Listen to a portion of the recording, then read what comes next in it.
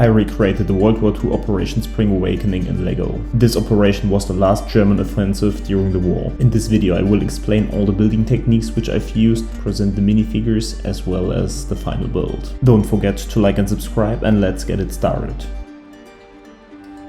So here is what I've built in the live streams. It was 2 in total, and for this video now we will finally extend the build by these 2 base plates. And my plan for the whole build is to at first grab this King Tiger right here, and I will place it at a slight angle like so it will look like that this beast just sunk down in the muddy area, because this was a common problem with this heavy tank. It was powerful and very good armored, but therefore it was very heavy and was definitely not the right choice of vehicle for this kind of layering. So yeah, I want to feature that problem during the war. Then I will add this house right here in the background, which we also built in the live stream, and place it at an angle like here.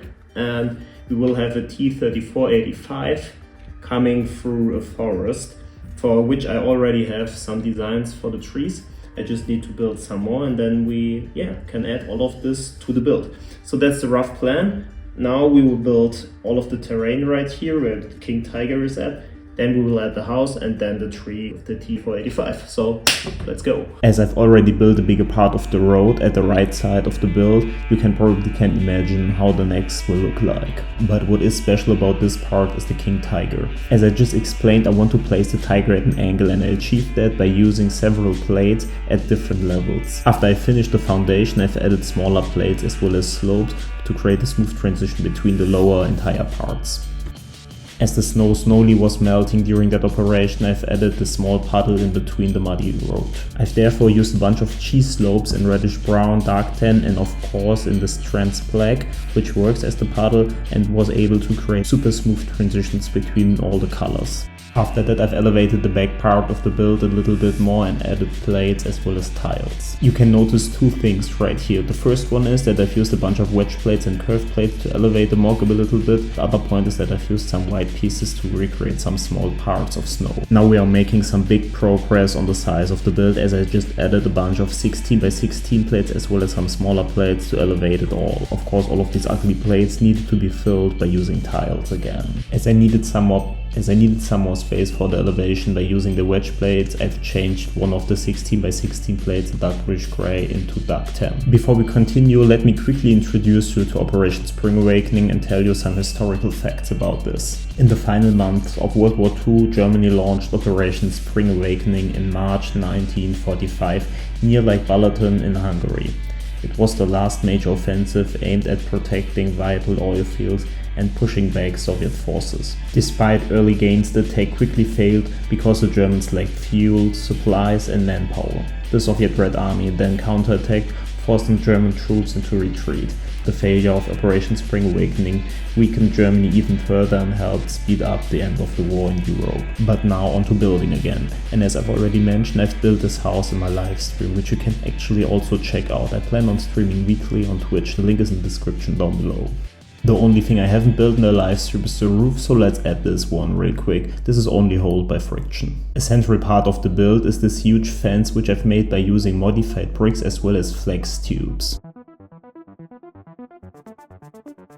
I've then built a small roadway which leads into the house, and therefore let a small gap between both of the fences. The pathway is made out of rounded 1x1 plates as well as these quarter tiles. Now I just needed to add the final part of the fence and could focus on the other side of the build. Here we will add our small forest as well as the Soviet position. But at first again we needed to plate and tile the whole area.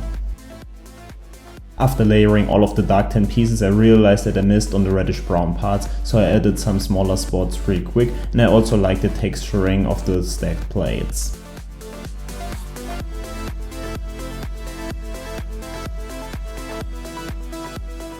As I'm slowly running out of dark tan 1x1 and 1x2 tiles, I needed to improvise a bit. I've made this circle by using different types of wedge pieces and added medium nougat pieces in between there. This gives some more color, adds some contrast, and again saves me some dark tan pieces, so we have a win-win situation.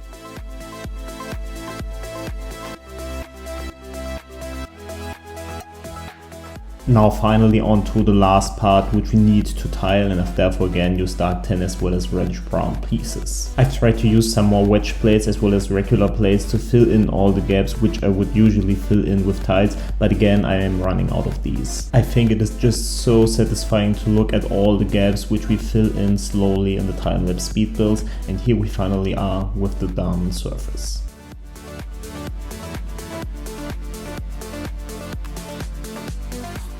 I've just again added some smaller parts of the medium nougat as well as 2 snow spots. Now onto the pine tree design, which I just copied from my last video. I've grabbed a bunch of farm pieces as well as these rounded 2x2 bricks and repeated the steps several times. Next I've placed this rounded 2x2 plate as well as this grass piece, and for the tree stem I've used 2 1x1 bricks as well as this bar piece, added it to the rest of the tree, and we are done. I've built a total of 8 pine trees and add them to the build right now. As you can see, I've also placed the Sys-free as well as the T3485 right next to the building.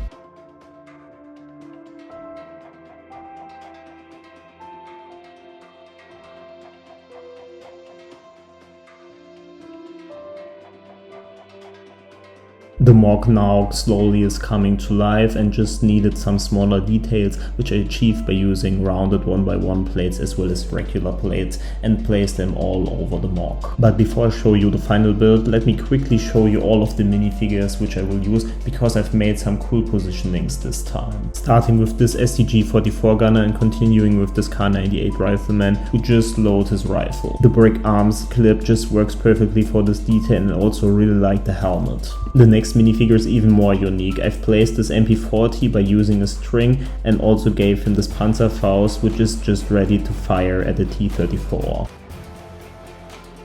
For the next minifigure I've again used a string, but this time to attach the Panzerfaust at the back of him. Beside that he's armed with a Kar-98 rifle, and again this one is also armed with a Kar-98 rifle. Let's continue with the Soviet forces really quick and start with this DP-28 machine gunner. The Pepesha came in 2 variants, one of them with the stick mag, which you can see right here, the other one with the rounded mag right here. The soldier even is wearing a winter suit, and our Soviet rifleman as well. The last minifigure of course is the Soviet officer, and here, ladies and gentlemen, is the final build. The Soviet forces just spotted the stacked Tiger, which makes it an easy target for them. The T-34 as well as the Sys-free are currently aiming at it.